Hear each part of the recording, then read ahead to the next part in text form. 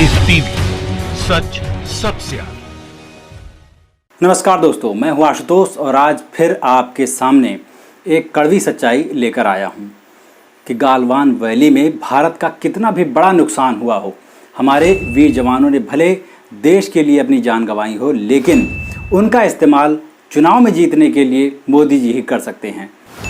आप सब जानते हैं कि बिहार में चुनाव होने वाले हैं और देश भले लॉकडाउन में रहा हो, भले अपनी रोज़ी रोटी गंवाकर लोग गाँव में लौट गए हों, देश भले कोरोना महामारी की चपेट में हो, लेकिन भाजपा ने अपना चुनाव प्रचार शुरू कर दिया है।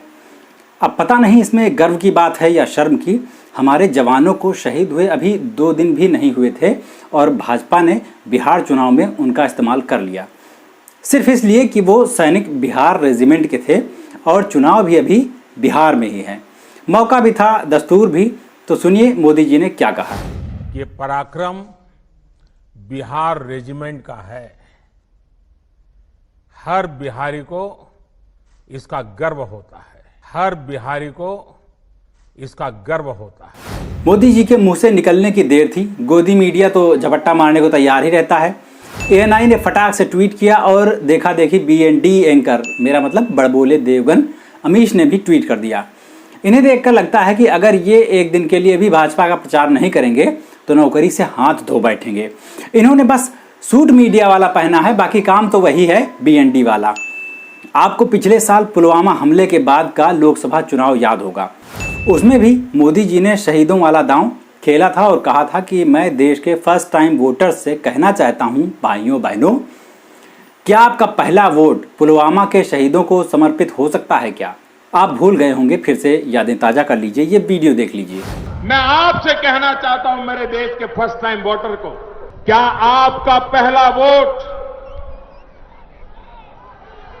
पाकिस्तान के बालाकोट में एयर स्ट्राइक करने वाले वीर जवानों के नाम समर्पित हो सकता है क्या?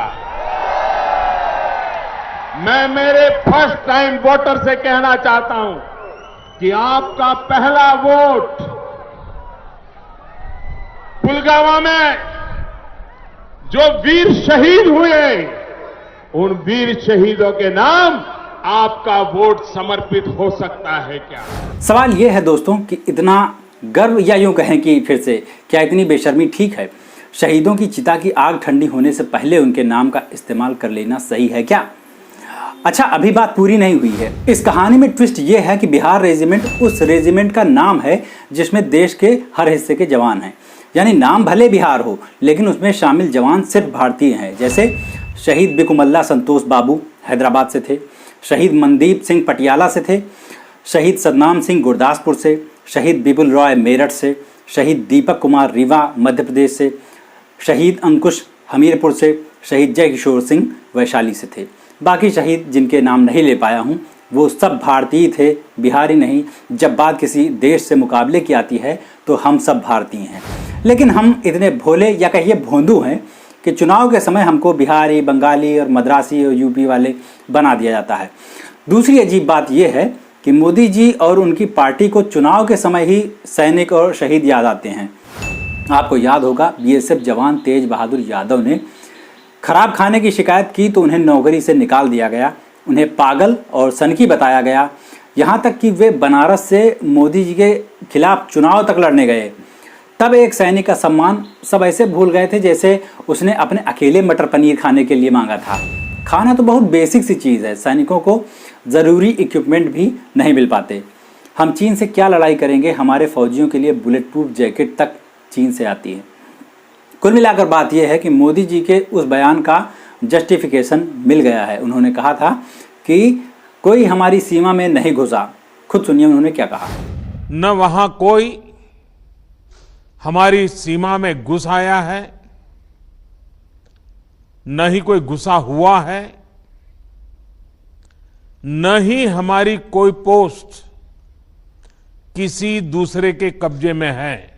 इसके बाद लोग सवाल कर रहे थे कि जब कोई घुसा ही नहीं तो फिर हमारे जवान शहीद क्यों हो गए?